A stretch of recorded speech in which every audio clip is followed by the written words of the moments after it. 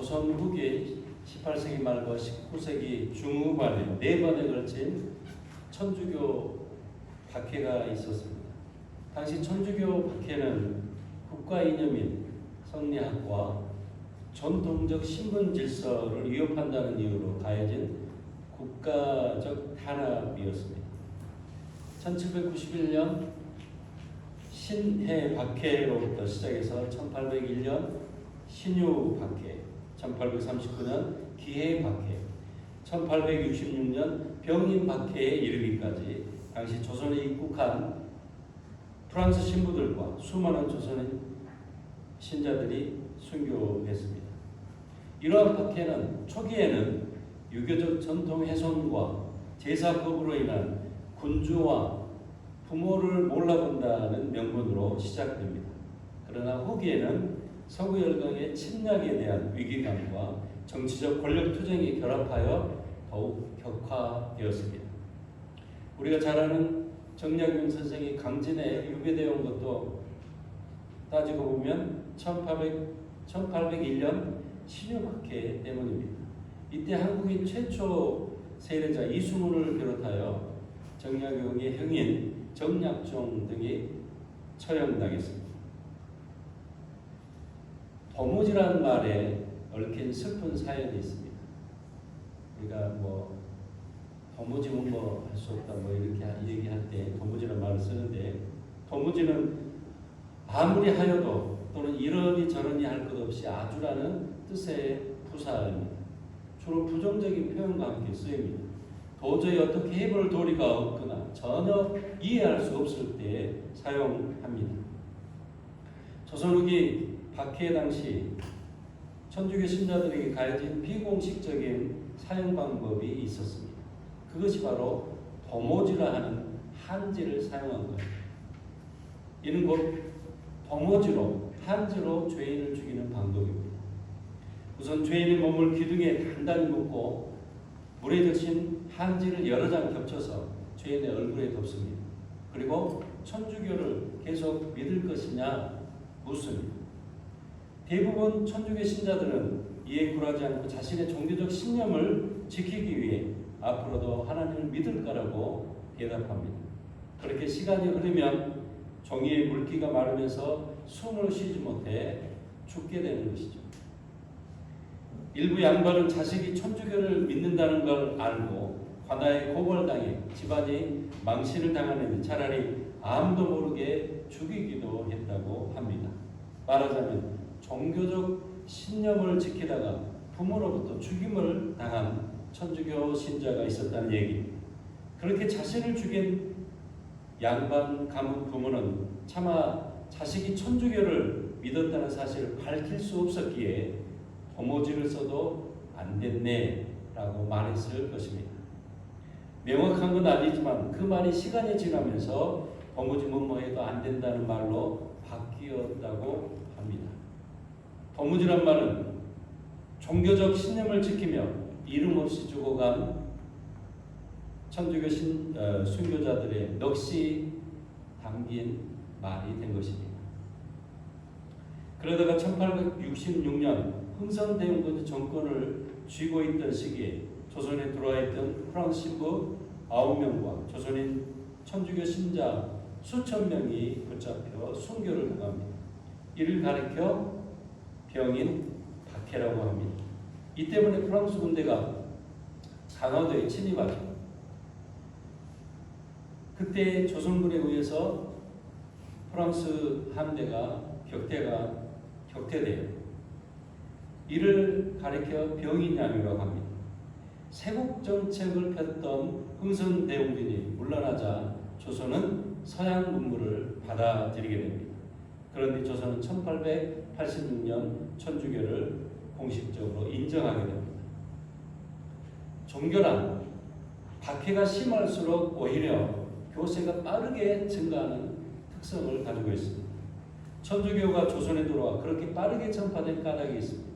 천주교는 권력의 중심에서 밀려난 양반을 비롯하여 중인들이 주로 믿었습니다. 그리고 하층민도 믿었는데 하층민 중에서도 특히 여성 사이에서 널리 퍼졌습니다. 그건 신 앞에서 모든 사람이 평등하다는 가르침 때문입니다. 남성보다 못한 존재로 차별받으며 살아온 여성들은 남성과 여성을 동등하게 보는 그리스도교 사상을 적극적으로 받아들인 거죠. 조선 후기 천주교인들이 꿈꾼 세상은 뭘까요?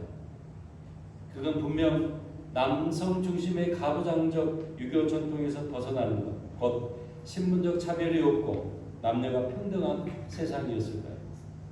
달리 표현하면 그건 대동 세상이었을 것입니다. 이는 개인의 이익이나 신분적 차별이 없고 온 백성이 다 함께 평화롭고 평등하게 잘 사는 사회와 공동체를 말합니다. 이에 천주교의 사상적 영향이 동학에도 큰 도움이 되었을 겁니다. 그런 까닭의 역사는 어떤 고난이 와도 결코 물러나지 않습니다. 다만 앞으로 나아갈 뿐이죠. 역사는 흐르는 물과 같아요. 장애물을 만나면 굽이굽이 돌아가거나 큰 웅덩이를 만나면 그 웅덩이를 채운 뒤에 강물은 흘러가게 되죠.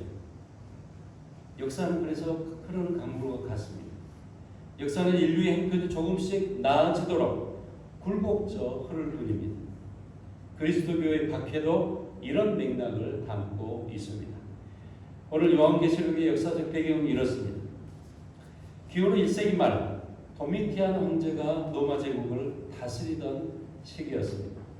도미티안 황제는 로마의 종교적 전통을 고집하고 자신을 신격화합니다.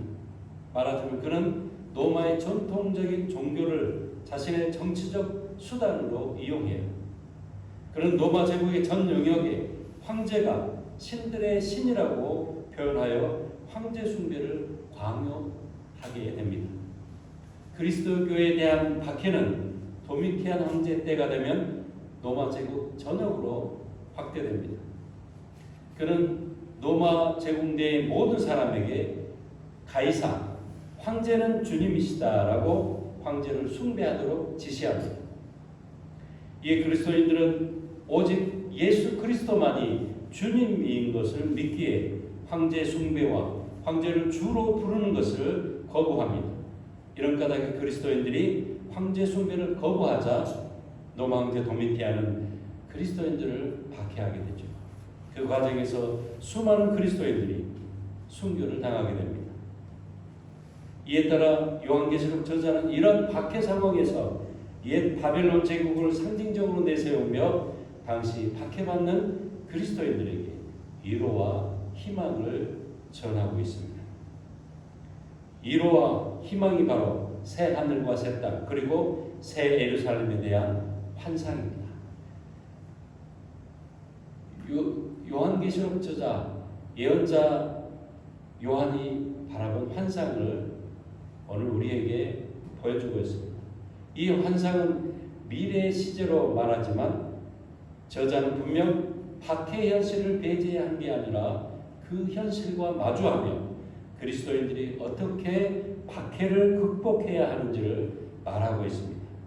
새 하늘과 새 땅 그리고 새 예루살렘은 역사의 완성입니다. 이 환상은 제국의 폭력과 억압과 착취 곧 박해 현실에 대한 저항을 나타냅니다. 새 하늘과 새 땅에 대한 환상은 폭력의 역사가 끝남과 동시에 새로운 역사가 시작됨을 보여줍니다. 그리고 새 예루살렘은 바벨론에 대한 정하는 그리스도교 대한 공동체를 나타낸다고 볼 수 있습니다. 여기서 새 하늘과 새 땅은 처음 하늘과 처음 땅을 대신합니다. 처음 하늘과 처음 땅은 바벨론의 세계와 질서를 가리킵니다. 이는 억압과 불의로 오염된 세계를 말합니다. 이는 또한 성도와 약자들이 소외와 차별, 착취와 박해당하는 세계, 심지어 죽임을 당하는 세계를 보여줍니다. 예언자 요한이 본 새 하늘과 새 땅은 단지 부분적으로 변화된 세계가 아닙니다. 이는 완전히 새롭게 창조된 세계입니다. 이 이 새 창조에는 바다도 없습니다. 이때 바다는 혼돈을 상징하죠. 창세기 1장에 보면 혼돈을 얘기합니다.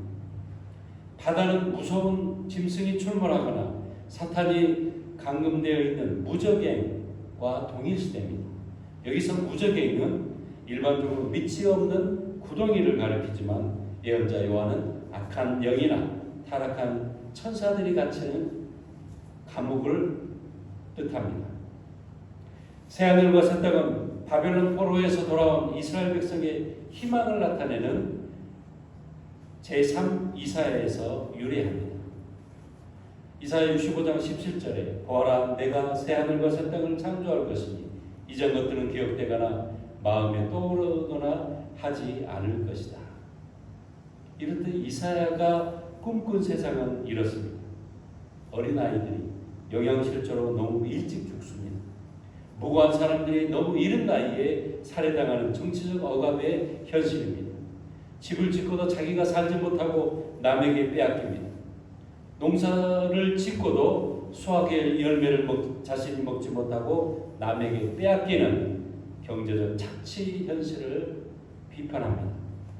이런 이유에서 이사야는 생명과 정의가 평화가 지배하는 새로운 세상을 바란 것이죠. 그런데 예언자 이사야와 요한계시록이 바라본 세상의 관점이 큰 차이가 있습니다. 곧 이사야 예언자가 바라본 새하늘과 새 땅은 억압과 착취가 없지만 죽음이 남아있어요. 반면 예언자 요한이 바라본 새하늘과 새 땅은 억압과 착취도 없을 뿐만 아니라 죽음도 없습니다. 요한계시록의 핵심은 새 하늘과 새 땅을 상징하는 새 창조에 있습니다. 그리고 거룩한 성 새 예루살렘에 있습니다. 이 새 예루살렘은 하늘로부터 땅으로 내려온 것입니다. 이는 새로운 세상을 위해 하나님이 미리 준비해 둔 것입니다. 새 예루살렘은 멸망당한 바벨론을 대신합니다. 새 예루살렘은 동시에 신부로서 신랑에게 인도되는 여자의 모습으로 나타납니다. 말하자면 새 예루살렘은 새롭게 창조된 세상의 그리스도인 공동체를 상징한다고 볼 수 있습니다. 사실 새 예루살렘은 본래 하늘에 있었습니다. 갈라디아서에 가면 오직 위에 있는 예루살렘은 자유자 곧 우리 어머니라 했습니다. 그러면 새 예루살렘이 하늘에서 땅으로 내려온다는 말은 무슨 의미일까요?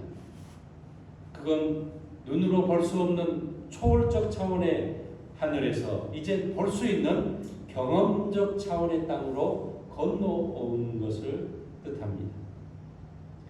이에 그 준비된 것이 신부가 남편을 위하여 단장한 것 같더라 해서 새 예루살렘은 어린 양의 신부인 아내인 신부를 말합니다. 이 신부가 바로 그리스도인 공동체, 바로 오늘 교회 공동체죠.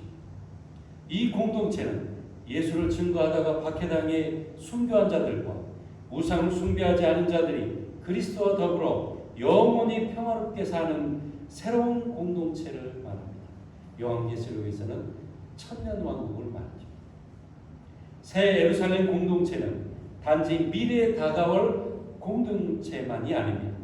이는 또한 현실 세계에서 하나님의 통치가 이루어지는 세상을 뜻해요. 곧 하나님의 나라가 우리의 삶 속에 현실이 되는 것이죠. 종말은 항상 미래의 세계를 지향하지만 동시에 지금 여기에서 맞게 되는 현실에 집중되어 있다는 사실이 중요합니다. 여기서 예언자 요한이 말하고 싶은 게 이겁니다. 하늘에서 땅에 내려온 새 예루살렘은 차별과 해목, 억압과 착취가 없는 형제든 자매든 누구나 생명과 평화와 정의를 실현하는 새로운 공동체인 것입니다. 이는 예수가 말씀하신 하나님 나라와 다르지 않습니다.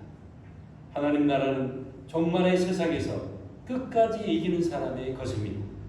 지금 여기에서 그리스도를 주로 고백하고 만왕의 왕으로 섬기며 예수의 말씀을 따르고 우상에 절하지 않은 이가 바로 이기는 사람입니다. 3절 4절은 미래의 구원을 얘기하고 있는 구약 예언자들의 말들이 엮어져 있습니다. 말하자면 예언자들의 진정성을 담고 있습니다. 이는 예언자들의 말씀이 성취된다는 걸 말해주고 있습니다. 그들이 하나님의 백성이 될 것이고 하나님이 친히 그들과 함께 계실 것입니다. 말하자면 하나님이 그들의 하나님이 되실 거라는 얘기입니다. 이 말씀은 에스겔 37장 27절 말씀에서 빌려온 것입니다. 결국 이 약속의 말씀이 그리스도인 공동체에 실현될 거라는 거예요. 여기서 하나님의 백성으로 옮긴 헬라어 라오니는 세계의 모든 민족을 가리키고 라오스는 이스라엘 백성을 가리킵니다. 이는 이스라엘 백성과 세계의 모든 백성이 새 예루살렘의 구성원이 된다는 거예요. 또 하나님의 장막은 하늘 성전이 아니라 하나님이 계시는 초소를 상징합니다. 그렇다면 새 예루살렘은 땅 위에 있는 뭐가 될까요? 하나님의 장막이 하늘에서 땅으로 내려왔기에 그건 하나님의 초소가 되겠죠.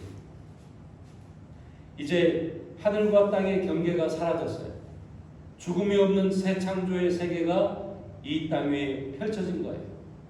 예언자 요한은 하나님이 더는 하늘에 계시지 않고 땅에 내려와 새 예루살렘에 사신다고 보았습니다. 하나님의 영광이 이 도성 곧 새 예루살렘을 비추고 있습니다. 하나님은 우리를 사랑하시기에 하늘에서 땅으로 내려오셨습니다. 하지만 인간은 어리석게도 하늘로 올라가려는 욕망으로 바벨탑을 쌓았죠. 오늘의 근본주의 신앙을 가진 이들은 휴거를 통해 하늘로 올라가기를 원합니다. 성서는 하늘을 올라가려는 욕망을 말하지 않습니다. 바로 이 땅에서 우리가 어떻게 살아가야 하는지를 가르쳐주는 게 성서입니다. 성서를 읽고 일상의 언어로 고백하는 것은 성서를 자기 삶에서 다시 재해석하는 거예요. 성서의 저자들 역시 자신이 처한 환경과 상황을 해석한 것이기 때문에 그렇습니다. 이런 맥락에서 우리는 성서를 단지 문자로만 해석하는 게 아니라 성서의 문맥이 담고 있는 하나님의 말씀을 캐내어야 하는 것이죠. 이것이 성서를 바라본 재해석입니다. 오늘 요한이 그들의 눈에서 모든 눈물을 닦아주실 것이다 했는데 이는 주 여호와께서 모든 얼굴에서 눈물을 씻기신다는 예언자 이사야의 말씀을 떠오르게 합니다. 사망이 이미 불바다에 던져져서 파멸되었기 때문에 새 예루살렘은 사망이 없습니다. 그런 까닭에 요한이 바라본 새 예루살렘의 현실은 당시 로마 제국의 현실과 대비됩니다. 박해와 폭력, 억압과 착취로 오염된 눈물, 사망, 고통, 슬픔, 아픔은 모두 처음 땅의 현실이죠. 곧 로마 제국의 박해로 인해 그리스도인들과 약자들이 늘 겪고 있는 현실이라는 얘기입니다. 이에 요한은 로마 제국의 압제와 폭력으로 인해 약자들이 흘리는 눈물이 이제 기쁨의 눈물로 변하는 날이 반드시 오리라 믿고 간절히 바란 것이죠. 이에 따라 보좌에 앉으신 하나님은 보라 내가 만물을 새롭게 하리라 선언하십니다. 이는 기존의 모든 질서와 완전히 단절된 새 창조를 의미합니다. 그런 의미로 새 예루살렘은 하나님이 차별과 소외된 약자들의 해방과 구원을 위해서 새 하늘과 새 땅에 건설하신 새로운 공동체가 되는 것이죠. 이에 요한은 이사야를 통해 선언된 하나님의 말씀이 이제 성취된다고 본 거예요. 그러면 예언자 요한이 바라던 세상은 뭘까요? 앞에서도 언급했듯이 박해와 폭력, 억압과 착취가 없는 세상은 곧 죽음도 없고 슬픔도 울부짖음도 고통도 없는 세상입니다. 말하자면 새 하늘과 새 땅이지요. 로마 제국의 압제에서 해방된 새롭게 창조된 세상입니다. 이게 바로 대동세상이고 하나님 나라입니다. 요한이 말하던 세상이 지금 우리가 꿈꾸던 세상과 크게 다르지 않습니다. 오늘 하나님이 이렇게 말씀하십니다. 다 이루었다. 나는 알파며 오메가 곧 처음이며 마지막이다. 여기서 다 이루었다 하는 말은 하나님이 새 창조를 마치셨다는 뜻입니다. 여기서 알파와 오메가는 하나님을 부르는 호칭입니다. 또 처음과 마지막 역시 하나님의 호칭이에요. 이는 하나님의 역사를 이끌어 가시는 역사의 주인님을 말하는 것입니다. 지금도 역시 하나님은 흘러가는 역사를 주관하십니다. 차별과 불평등이 사라지는 세상, 빈부격차가 없는 세상, 사회적 약자들과 이주 노동자들이 함께 더불어 사는 세상, 학연과 지연으로 얽힌 정치 지형이 무너지는 세상, 세상이 생명이 보장되고 정의와 평화를 누리는 세상을 하나님은 지금도 여전히 주관하고 있음을 우리는 기억해야 할 것입니다. 이를 결코 잊지 않기를 바랍니다. 내가 생명수 샘물을 목마른 자에게 값없이 준다는 말은 이사야 55장 1절에서 빌려왔습니다. 자, 목마른 사람들아 누구든지 오너라. 물 있는 대로. 돈 없는 사람도 괜찮다. 오너라. 곡식을 사서 먹어라. 오너라. 곡식을 사라. 돈을 내지 말고 값을 치르지 말고 포도주와 우유를. 여기서 물은 생명을 상징합니다. 값없이 준다는 것 그저 선물로 주시겠다는 하나님의 약속입니다. 생명을 보장하는 것은 바벨론이 아니라 하나님이십니다. 바벨론의 경제 질서는 약자들이 희생당하고 부자들은 착취하는 구조입니다. 하지만 새 예루살렘의 경제 질서는 사람들의 필요를 하나님의 선물로 제공하는 구조입니다. 이기는 사람은 이것을 상속받을 것이다. 이 말씀에서 이기는 사람은 그리스도를 따르는 모든 사람을 가리킵니다. 곧 로마 제국의 억압체제와 우상 숭배 문화를 거부하고 하나님의 말씀을 증언하는 남녀 증인들을 뜻합니다. 말하자면 이기는 이들은 새 예루살렘에서 약속된 축복을 이루게 됩니다. 그런 이유로 요한은 과거 이스라엘과 맺었던 하나님의 언약 형식을 이제 이기는 이와 맺는 형식으로 바뀝니다. 7절 나는 그의 하나님이 되고 그는 내 아들, 딸이 되리라.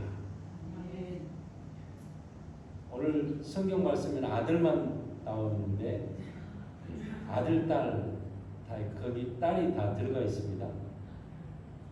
그렇습니다. 우리 역시 예수 그리스도의 가르침을 따르고 그분의 삶을 뒤따라간다면 하나님의 약속을 상속받을 것을 확신합니다. 우리는 하나님의 백성이 되고 하나님은 우리의 하나님이 되실 것입니다. 8절 결론에서 예언자 요한은 새 예루살렘에 속하지 않은 이들을 8가지 부류로 제시하고 있습니다. 이는 두려워하는 자들, 믿지 않는 자들, 흉악한 자들, 살인자들, 음행하는 자들, 점술가들, 우상 숭배자들, 거짓말하는 자들이 그들입니다. 그들은 제국의 유혹과 억압을 극복한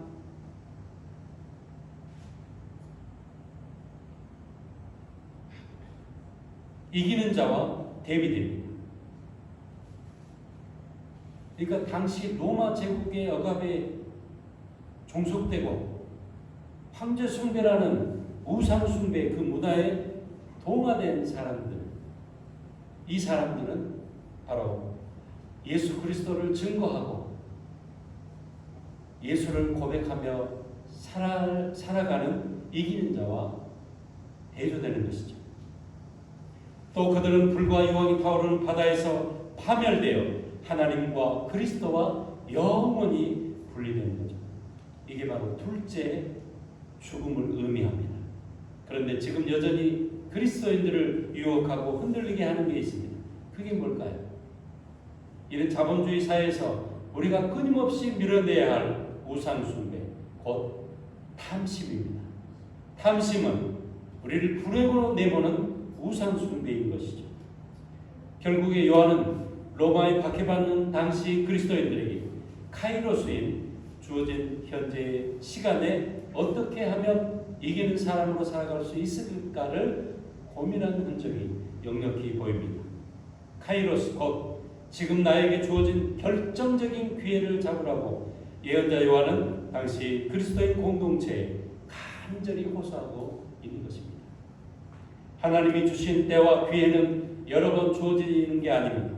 그건 단 한 번 예수 그리스도를 주로 고백하고 만왕의 왕으로 고백하는 사람들에게 주어집니다. 그리스도의 말씀을 따라 어떤 고난과 어려움이 닥친다 해도 끝내 무릎 꿇지 않는 사람들이 그 기회를 붙잡는 것입니다. 하나님의 굴곡진 역사 속에서도 인간의 역사를 이끌어 가심을 믿고 억압과 불의에 침묵하지 않은 저항하는 사람들이 그 때를 붙잡게 되는 것이죠. 또 만물을 새롭게 하시는 하나님의 약속을 믿고 하나님을 나의 하나님으로 섬기는 사람들이 카이로스의 기회를 얻는 것입니다. 어떤 유혹에도 자신을 불행하게 만드는 탐심을 밀어낼 줄 아는 사람들이 하나님의 때를 붙잡는 것입니다. 도무지란 말에 얽힌 사연처럼 죽음 앞에서도 신앙 양심을 지킬 수 있는 사람들이 결정적인 순간 곧 하나님이 주신 기회를 붙잡는 것입니다. 예언자 요한이 바라본 새 하늘과 새 땅 그리고 새 예루살렘은 주어진 현재의 시간에 오늘 우리 그리스도인들이 살아갈 미래지향적인 현실임을 깊이 깨닫게 됩니다. 예수 그리스도의 말씀을 따르고 어떤 고난과 유혹에도 굴하지 않는 사람들 곧 지금 여기에 주어진 하나님의 때를 붙잡는 바로 여러분이 되시기를 간절히 바랍니다. 이 카이로스라는 때와 시간은 결코 붙잡는 사람에게 기회가 주어집니다. 카이로스는 그냥 흘러가는 시간, 크로노스가 아니라 누구든지 붙잡을 수 있는 시간입니다. 카이로스가 누구에게는 가는 시간일 수 있지만 누구에게는 결정적인 기회일 수 있습니다. 누가 그 카이로스를 붙잡느냐가 중요합니다. 이 카이로스를 붙잡는 사람은 누구일까요? 이는 예수 그리스도의 말씀에 잇대어 주어진 현재의 시간을 충실히 살아가는 사람들입니다. 그 사람들이 오늘 저와 여러분이 되시기를 간절히 기원합니다. 기도하겠습니다. 역사의 주관자이신 하나님, 지금 주어진 현재의 시간을 소중히 여기며 오직 예수 그리스도를 주로 만왕의 왕으로 모시며 살아가게 하소서. 단순히 흘러가는 시간 속에 우리 자신을 파묻지 않게 하시고 결단과 구원의 시간인 카이로스 곧 하나님의 때를 붙잡게 하옵소서. 이 땅의 차별과 억압을 거두어 주시고 주님이 약속하신 새 하늘과 새 땅, 새 예루살렘의 생명과 평화를 우리가 지금 여기에 우리 일상과 공동체 속에 오늘 앞당겨 살아가게 하옵소서. 예수 그리스도의 이름으로 간절히 기도하옵나이다. 아멘.